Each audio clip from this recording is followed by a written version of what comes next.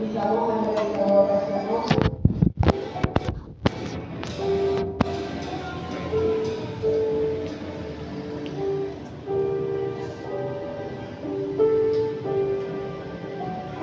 Dios le bendiga, iglesia. Que el Señor nos continúe bendiciendo. Es un honor, es una gran bendición que poder estar aquí compartiendo con cada uno de ustedes esta gran responsabilidad, la palabra de nuestro Señor Jesucristo. La hora avanza.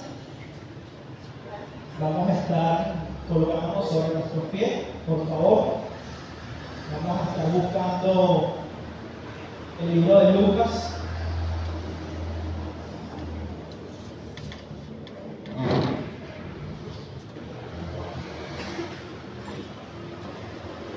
Lucas 14.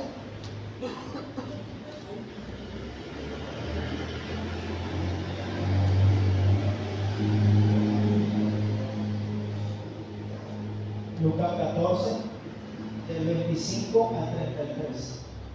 Bueno, vamos a estar saltando unos textos allí, pero yo les voy indicando.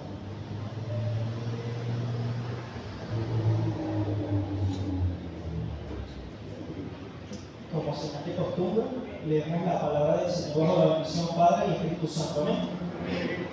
La palabra dice así, 14, Lucas 14, del 25, 26, 27 y saltamos al 33. Amén. Grandes multitudes iban con él, y volviéndose les dijo: si alguno viene a mí y no aborrece a su padre, a su madre, y su mujer e hijos, y hermanos, y hermanas, y aún también su propia vida, no puede ser mi discípulo. Y el que no lleva su cruz y viene en pos de mí, no puede ser mi discípulo. El 33. Así pues, cualquiera de vosotros que no renuncie a todo lo que posee, no puede ser ¿qué? No puede ser mi discípulo. Bendito Dios y Padre Celestial, en esta noche, Señor, te queremos pedir, Señor, que tu palabra venga a nuestras vidas, Señor, como refrigerio, Señor. Que venga, como lo dice tu palabra, como martillo, Señor, que quebranta la roca sobre cada uno de nosotros, Dios.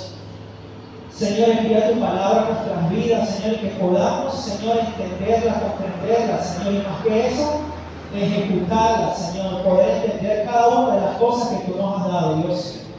En esta noche, Señor, queremos poner nuestros corazones como tierra fértil, Señor, para tu palabra, que es esa semilla, Señor, para que en el momento que nosotros la podamos retener, Señor, pueda dar el efecto, cumplir el efecto por el cual tú la has enviado a cada uno de nosotros, Dios. En el nombre poderoso de Jesús decimos amén y amén. ¿Se pueden sentar, hermanos? Como les decía, es una bendición el poder estar en este lugar, es una responsabilidad el poder llevar a cabo la palabra de nuestro Señor Jesucristo. Pero estamos lo que estamos y somos lo que somos. Como decía la palabra del Señor que nos dice, muchos somos llamados, pero pocos somos los escogidos. Los que estamos aquí fuimos lo que el Señor tocó nuestros corazones para poder estar en este lugar. Amén. Contando un poquito sobre una anécdota que escuchaba hace unos días de dos personas. Le voy a hablar dos nombres, por ejemplo, Pedro y Juan. Pedro se le acercaba a Juan y le decía el por qué estaba tan triste. Porque Juan era el tipo de persona que era bastante efusivo, bastante feliz, estaba siempre contento, siempre reía, sonreía y le daba una buena palabra a cada cual que se encontraba en el camino. Pero resulta ser que en ese momento Juan se encontraba triste y Pedro se le acerca y le pregunta sobre el por qué. Y le dice Juan: coño, lo que pasa es que tenía un dinero almacenado y lo que quería comprar era un carro y me puedo comprar el carro de mis sueños. Pero pasó algo, y Pedro le dice, muy efusivamente y pendiente de lo que le quería decir, le pregunté por qué. Resulta ser que Juan, en el momento de realizar el contrato, la persona que le estaba haciendo el contrato, valga la redundancia, lo hizo firmar, pero él estaba tan apurado de recibir ese cargo que lo que hizo fue firmar rápido. En ningún momento leyó los cargos. Entonces resulta ser que en el momento de él pagar, al parecer tenía que pagar el 20% más de lo que había pagado, porque resulta ser que no le prestó atención a lo que debía leer. ¿Cuánto nos ha pasado a nosotros que hemos quizás hecho algunos negocios, hemos firmado contratos y no leemos esos cargos? Porque estamos apurados en recibir la bendición, ¿cierto? Bueno, así le pasó a Juan. Y Pedro resulta ser que le dice: ah, Juan, pero tú no te has dirigido hacia un abogado. Sí, me dirigí al abogado, pero el abogado me dijo que tenía que pagarlo, porque ya había firmado, ya había puesto el sello de la persona como tal. Entonces resulta ser que, bueno, nada, le tocó pagar todas esta gran suma de dinero, que es una gran diferencia. Yo lo traía a colación y decía: Dios mío, así nos parecemos nosotros, porque así muchas veces actúa el enemigo en nuestra vida. El enemigo nos da y nos dice: disfruta, pero paga luego, ¿cierto? Nosotros muchas veces hemos pasado por experiencias como esa, y es como, por ejemplo, cuando nosotros necesitamos que alguien vaya a nuestro hogar a acomodarnos la lavadora, un aire acondicionado, una corneta, la cocina, y viene esa persona y nos dice: no te preocupes, yo te lo arreglo y pagas luego. Pero ese pagar luego es que nosotros no estamos entendiendo las letras chiquiticas, porque a veces nos ha pasado que, oye, bueno, sí, hazme el trabajo, pero resulta ser que no tenemos ni siquiera el dinero encima, y nosotros preocupados y decimos: ajá, pero ¿cómo le voy a pagar a esta persona? Yo lo que tengo son $10, por decirlo así, pero esta persona quizás el trabajo del padre son $25, pero no, en ningún momento me dice nada. Pero resulta ser que así muchas veces nosotros pasamos ciertas consecuencias en nuestra vida por no leer los cargos. Así nos pasa muchas veces a nosotros en la vida cristiana. Según leímos en el versículo 14 de Lucas, cuando dice: así pues, cualquiera de vosotros que no renuncie a todo lo que tiene, no puede ser mi discípulo. Diga: renuncie. Renuncie. Yo buscaba algún significado, y dice: el significado era dejar todo voluntariamente por algo, algún trabajo, algún cargo, algún derecho. Vemos en la antigüedad como cuando el Señor llama a Abraham y le dice que salga de su tierra y de su parentela, ¿verdad? ¿Cierto? Pero al devenir del tiempo podemos escuchar y podemos ver, según la palabra de Dios, que el Señor sigue advierte, le da los cargos, se los muestra, se los enseña de todas estas cosas que tenía que hacer Abraham. Él acepta, y vemos que él sale de su tierra y de su parentela, y podemos ver ciertas cosas al devenir de los tiempos, de los cuales él estaba pasando por situaciones quizás difíciles, pero él sabía y tenía la promesa de Dios en su vida. No nada más podemos verlo con Abraham, podemos verlo con Moisés. Moisés, en el capítulo 12 podemos ver que esta persona, en Éxodo 3, encontramos el llamado de Moisés en la salsa ardiente, y el Señor se le muestra y le dice qué es lo que tenían que hacer. Le dice, le da ciertas características a esta persona, porque básicamente lo llama a ser libertador y ser un profeta de la nación. Entonces le dice, básicamente le aplica lo que es la aparición, la orden, la identidad de Dios que iba a tener el plan de Dios, la visión que era sacarlos de la tierra de Faraón. Pero vemos que Moisés tenía ciertas dudas en el aspecto de ser, porque él le decía al Señor: pero yo soy tartamudo, yo no sé hablar. Muchas veces nosotros nos hemos sentido de esa forma, al decirle al Señor: pero tú me estás encomendando hacer algo, pero no tengo la capacidad. soy tartamudo, no sé hablar, nunca he predicado, nunca he dirigido, nunca he evangelizado a alguien, nunca le he dado una palabra a alguien. Pero el Señor nos dice, según la historia, que a él no le importaba eso. Y vemos que al Señor no le importaba, sino que le da a entender a esta persona que le iba a poner a otra persona para que pudiera ser la voz de Moisés. Entonces, bueno, viendo todas estas características, podemos también ver en el caso de Jeremías, cuando le dice que yo soy un niño, y el Señor le dice, no digas más que eres un niño.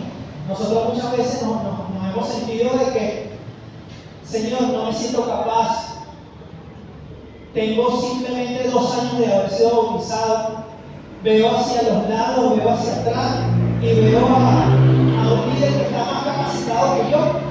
Pero el Señor nos ha puesto a nosotros, si te puso a ti, si me puso a mí, es porque ve las características adecuadas para poder ejercer el propósito que Dios tiene en nuestras vidas, ¿cierto?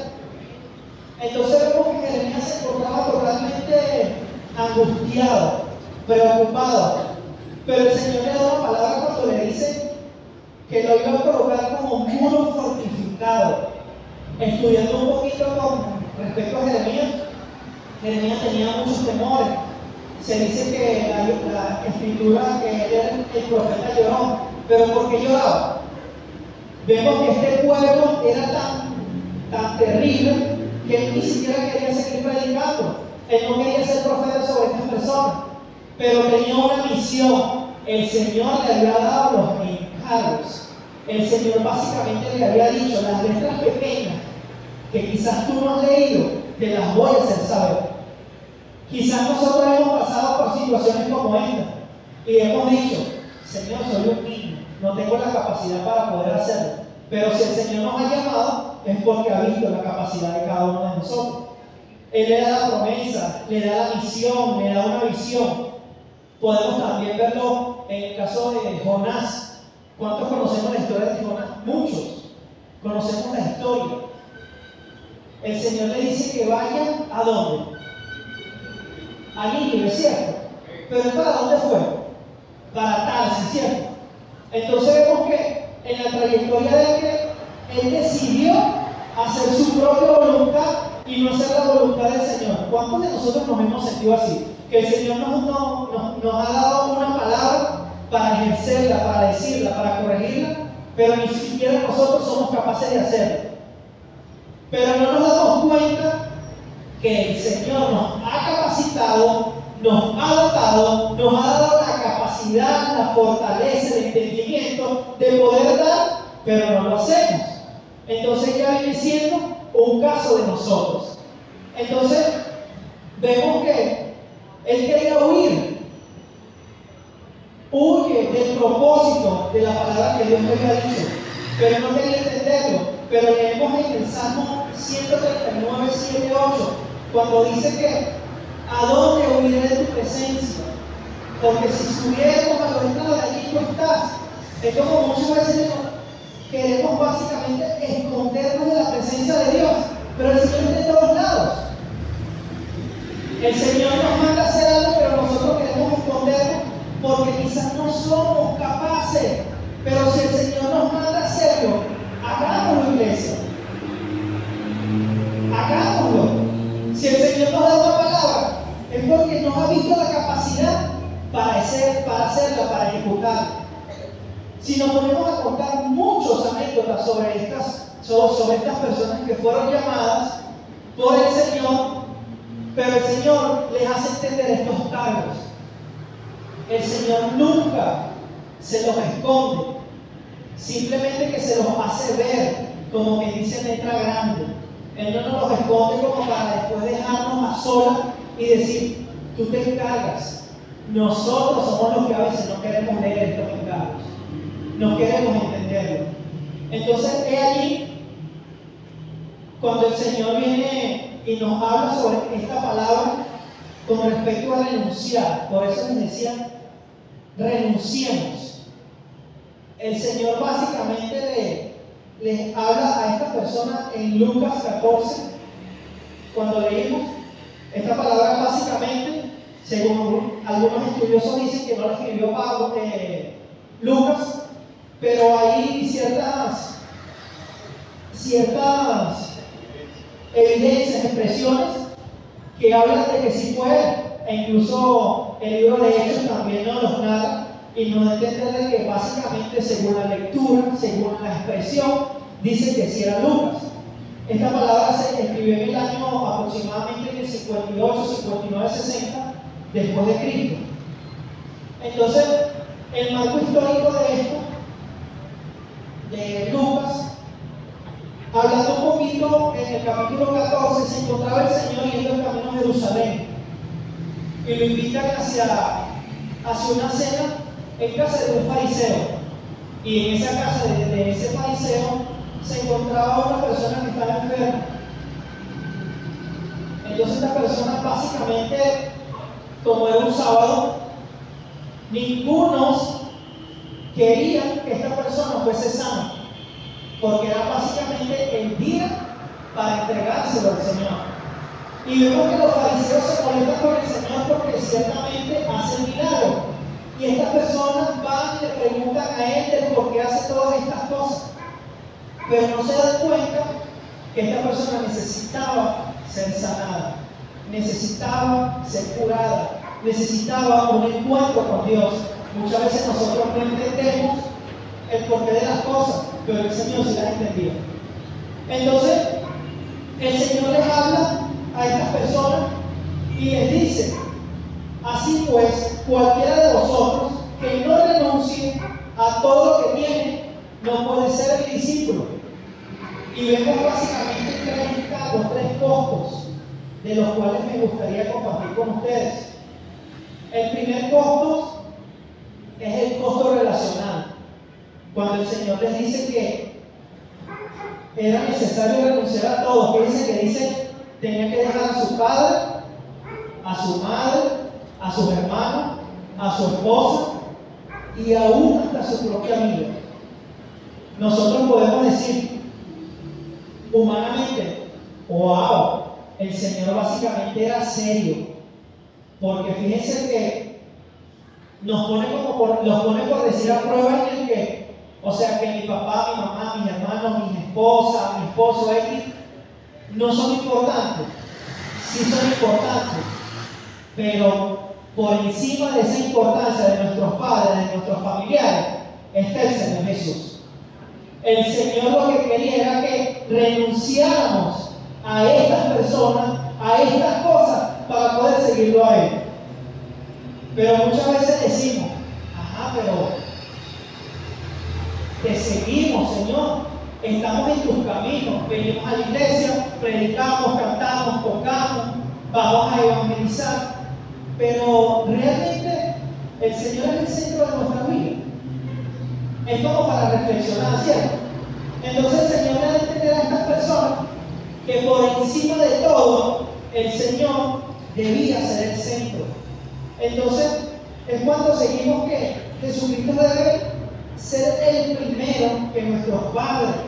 ¿A cuántos de nosotros no nos importan nuestros padres? Yo creo que la mayoría de los que estamos aquí.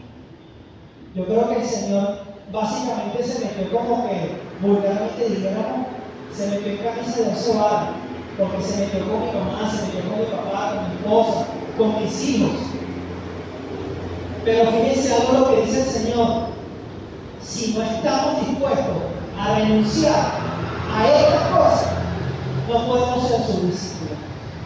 Entonces, ¿cuántos de nosotros queremos ser discípulos del Señor? Yo pienso que todos, ¿cierto? Pero estamos siendo eficaces, estamos haciendo el trabajo de Dios, estamos haciendo lo que el Señor nos manda, estamos dejando a un lado las responsabilidades por Él. El segundo escalón es el costo personal. Eso lo podemos ver en Lucas 14, 27, cuando dice que debemos tomar nuestra cruz y morir. Eso nos da a entender que nosotros debemos morir. En la antigüedad se estudia que la cruz básicamente significaba muerte, ¿cierto?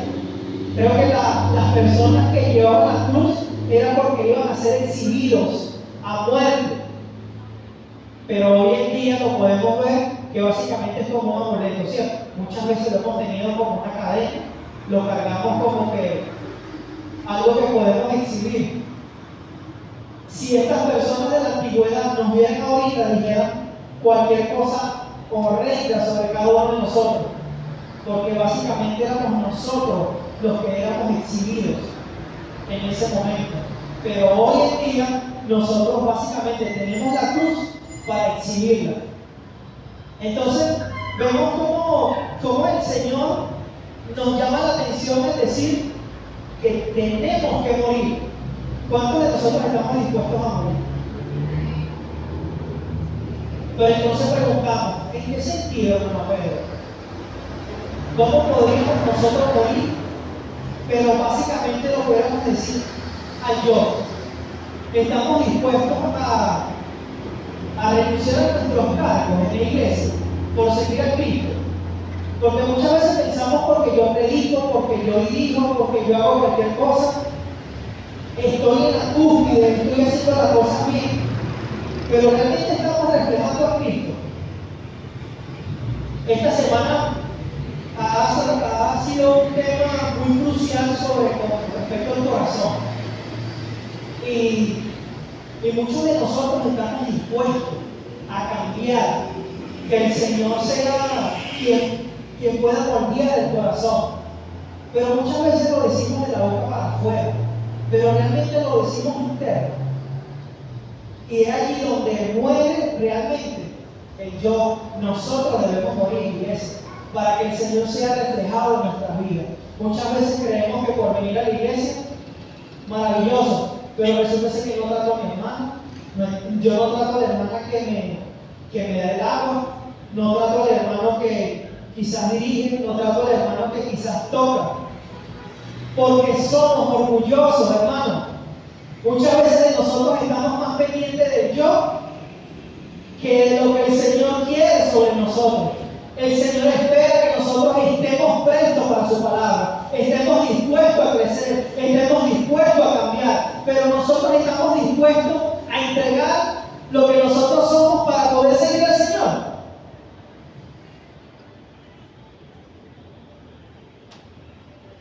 Es como para reflexionar, ¿cierto? El Señor quiere que nosotros dejemos a un lado nuestras preocupaciones, lo que yo puedo pensar, lo que yo puedo decir, lo que quizás escucho, porque muchas veces decimos, Señor, pero que esta persona me hizo algo, esta persona me dijo esto, me dijo lo otro, pero ¿qué estamos haciendo nosotros? ¿Qué hizo el Señor con respecto a la mejilla? Al Señor le dieron quizás una bofetada, pero ¿qué dijo él? Pon la otra. Nosotros estamos dispuestos a poner la otra mejilla. Y poner la otra mejilla no necesariamente tiene que decir, bueno, me pegaste por un lado, me vas a dar por la otra. No, hermano. El dar la otra mejilla es ponerse en el lugar que Cristo quiere, en el lugar que el Señor espera, en el lugar que el Señor quiere para cada uno de nosotros. Si esa persona me hizo mal, ¿qué dice la palabra del Señor en Romanos? No seamos vencidos de lo malo, sino venzamos con el bien lo agarremos y vamos a vencer el mal con eso que nosotros sabemos, porque la palabra también nos dice en Santiago que aún sabiendo hacer lo bueno y no lo hacemos, nos es contado como pecado, ¿cierto? Pero muchas veces no queremos entender la verdad de Cristo sobre nuestras vidas porque estamos pendientes que nosotros seamos el primero y Cristo sea el segundo. Nosotros debemos entender que por encima de nosotros, por encima de nuestro pensamiento, de nuestra crítica, de nuestro yo, por encima está el Señor.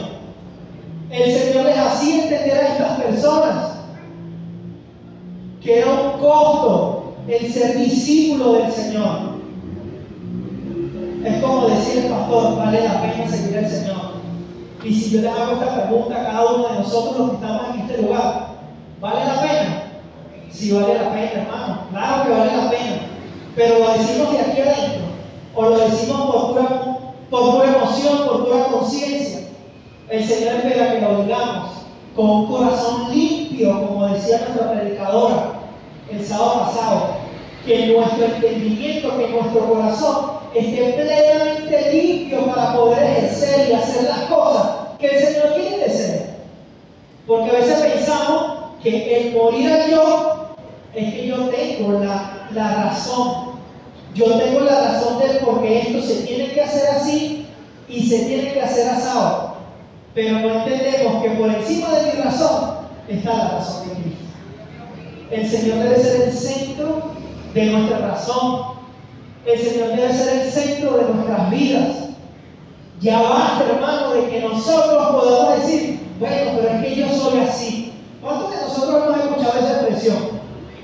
Bueno, pero es que el Señor me crió así, el Señor me hizo así. Sí, el Señor nos hizo así en el sentido de, porque creemos que porque somos muy fuertes, somos los papadumas. Somos buenos porque el Señor me hizo así y se la tienen que calar, por así decirlo. Porque somos osados. Pero también vemos la otra parte, la otra contraparte de la moneda de la persona. Que bueno, el Señor me hizo así, me van a perdonar esta expresión, pero me hizo así un poquito agazapado. Y bueno, se la tienen que calar. No, hermano. El Señor nos llama a ser transparentes. El Señor nos llama a que viva Cristo sobre nuestras vidas y podamos reflejarlo, porque la palabra del Señor nos dice que nosotros debemos ser luz y ¿qué? Y sal. Nosotros muchas veces queremos reflejar nuestra propia luz, pero no queremos reflejar la luz de Cristo, porque la luz de Cristo es la que transforma, la que vence cualquier cosa. La luz de Cristo es la que gobierna, la que debería gobernar en nuestras vidas. Pero no queremos, sino queremos básicamente entregar nuestra luz al mundo y que el mundo vea nuestra luz y no la luz de Cristo. Eso es lo que vemos muchas veces con respecto a los que son músicos, a los que son cantantes mundanos. Ellos quieren irradiar su propia luz. Ellos quieren básicamente ser reconocidos. Pero el Señor hoy nos manda a que por encima de nosotros debe haber un reconocimiento, que el reconocimiento debe ser Cristo sobre nosotros. Debemos morir para que Cristo pueda vivir en nuestras vidas. Entonces, el segundo costo que el Señor nos muestra hoy es el costo personal. Debemos morir, pero no debemos morir a nuestra manera. Debemos morir a la manera de Cristo. Debemos morir a la manera que Él quiere y desea. Muchas veces pensamos que estamos aquí en la iglesia y somos cristianos victoriosos porque estamos aquí en el altar o porque predicamos, pero queremos vivir una doble vida. Somos cristianos, pero en el trabajo decimos mentira. En el trabajo nos traemos las cosas que no nos pertenecen. Decimos que somos cristianos, pero no nos importa el prójimo que está al lado. Decimos que somos cristianos, pero no nos duele el dolor de nuestro hermano. Decimos que somos cristianos, pero seguimos en conversaciones extrañas que al Señor no le conviene. ¿Hasta cuándo, iglesia? ¿Hasta cuándo seguiremos? ¿Hasta cuándo seguiremos en la misma vida? El Señor quiere y desea que nosotros podamos hacer la voluntad de Dios, que podamos vivir una vida santa, como lo dice Pedro. En 1 Pedro nos dice, ser santo, ¿por qué? Porque yo soy santo, dice el Señor. Muchas veces reflejamos la santidad, queremos o creemos reflejar la santidad afuera, pero resulta ser que cuando venimos a los pies del Señor, realmente no somos santos, no reflejamos esa santidad, no tenemos la responsabilidad de quizás ver cada cara a nuestro Señor. Cuando el Señor Jesús nos hizo acepto delante de la presencia de Dios e entregó su vida por cada uno de nosotros para que nosotros podamos entrar a ese lugar santísimo, estar en ese lugar con el Señor. Pero muchas veces nosotros quizás no tenemos la capacidad o no tenemos la cachaza de entrar a este lugar porque estamos manchados. Debemos morir. Debemos morir. Debemos renunciar. ¿Estamos dispuestos realmente a ser seguidores de Cristo? A ser discípulos del Señor. Hermanos, hay requisitos. Ojo, puede verse de allá para acá. Este hermano nos está dando. Hermano, no lo veamos como que si yo. Es el Señor. Porque primero para yo dar, primero recibí. Y vaya que esta palabra fue como martillo sobre mi vida y me mostró tantas verdades que las sé y las sabemos, pero no las practicamos. No las practicamos, hermanos. Estamos viviendo una doble vida. Creemos que porque, bueno, yo tengo mis razones al no hablarle a nuestro hermano. Estamos viviendo una doble vida, hermanos. Basta de vivir en esa doble vida. El Señor quiere y anhela. La palabra del Señor dice que nos anhela celosamente. La palabra del Señor también nos dice que el enemigo vino a ¿qué? A tres cosas: matar, hurtar y destruir. Pero ¿qué ha venido el Señor? A dar vida, ¿verdad? Pero miren que poca. En abundancia, hermano. Pero nosotros nos creemos y nos capacitamos y solamente queremos una pequeña porción de las cosas que el Señor tiene para cada uno de nosotros. El Señor espera y desea que esa vida abundante que el Señor dice ahí en su palabra se refleje sobre nuestras vidas. Entonces hay costos sobre este evangelio. Hay un costo que el Señor desea para cada uno de nosotros que renunciemos. Debemos morir a estas cosas. El tercer costo que el Señor nos quiere mostrar es el costo material. Lo podemos ver en el versículo 33. Vamos a leerlo, por favor. Lucas 14:33. Dice así: así pues, cualquiera de vosotros que no renuncie a todo lo que posee, no puede ser ¿qué? O sea que dice: así pues, cualquiera de vosotros que no renuncie a poco, ¿cierto? Dice a todo. ¿Estamos realmente dispuestos a dejarlo todo por el Señor? Fíjense que estas personas del Antiguo Testamento que les nombré, no les importó nada por seguir al Señor. Estas personas se dieron su vida por completo. Yo me pongo a pensar sobre un Moisés, en llevar a cabo cierta responsabilidad. Hermano, no es fácil ponerse en los zapatos de esta persona, de este gran líder que fue. Y lo más tremendo que al leer la palabra vemos que tiene tan gran responsabilidad, y lo más triste es que no entró a la tierra prometida. Es doloroso, ¿cierto? Es doloroso cuando el Señor nos tiene una promesa y nos da ciertas cosas, pero el simple hecho de actuar mal, no adquirimos la bendición, la adquieren otros. Y vaya que triste es cuando el Señor nos tiene ciertas bendiciones en nuestras vidas, pero por el simple hecho de no hacer las cosas conforme a la palabra, somos descalificados. Eso es como, por ejemplo, cuando un atleta entrena tantos años para una meta, para una medalla, para ser renombrado, para ser reconocido, y resulta ser que quizás por alguna mala actitud no lo asignan porque no entendía el propósito, no entendía el llamado. Esto me recuerda a una anécdota de un jugador de básquet de la NBA, una persona bastante preparada, y en las Olimpiadas sobre Estados Unidos, esta persona básicamente en la NBA era el mejor jugador en ese año, pero según las elecciones, la selección de Estados Unidos no lo dejaron jugar.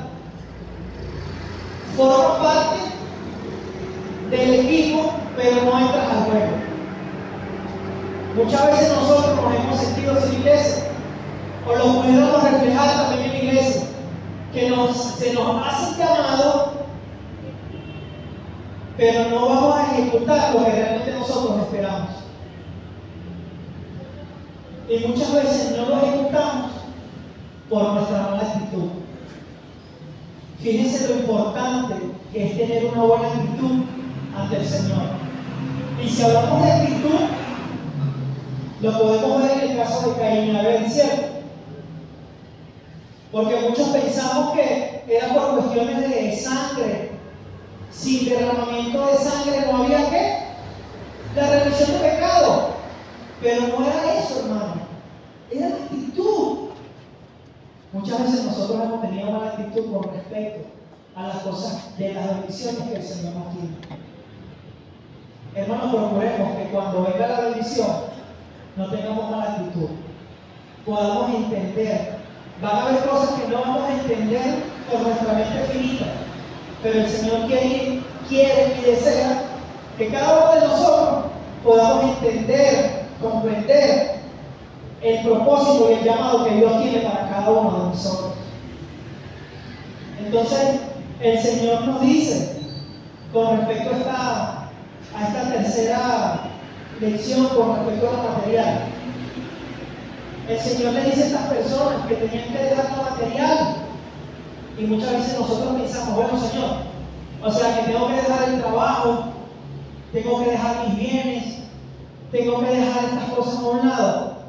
No entiendo, Señor. A veces pensamos en que, bueno, tengo que renunciar al trabajo porque, bueno, ni modo. No, hermanos, seamos entendidos. La prioridad debe ser Cristo en nuestras vidas. La prioridad debe ser el Señor. Lo primero debe ser el Señor. El Señor que le pedía al pueblo de Israel. El Señor le pedía al pueblo con respecto a la primicia. Yo debo ser el primero. Pero muchas veces tenemos el trabajo como prioridad. Tenemos a la esposa como prioridad. Tenemos a nuestros hijos como prioridad. Tenemos los cargos como prioridad. Y vemos en la palabra del Señor a una Marta y a una María.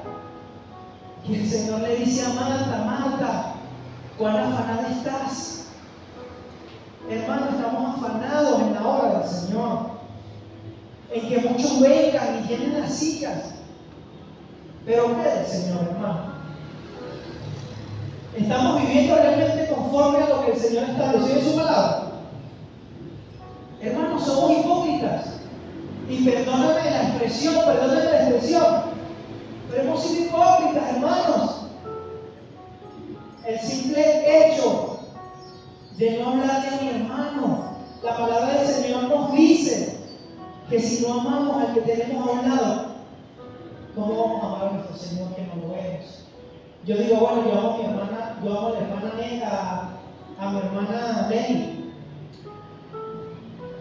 pero a la otra no la amo.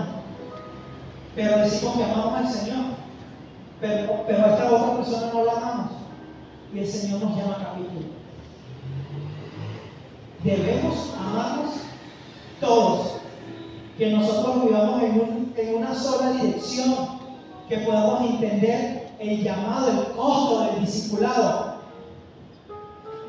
Porque ¿qué hacían todas estas personas? Lo dejaban todo. El trato de hoy que el Señor quiere sobre nuestras vidas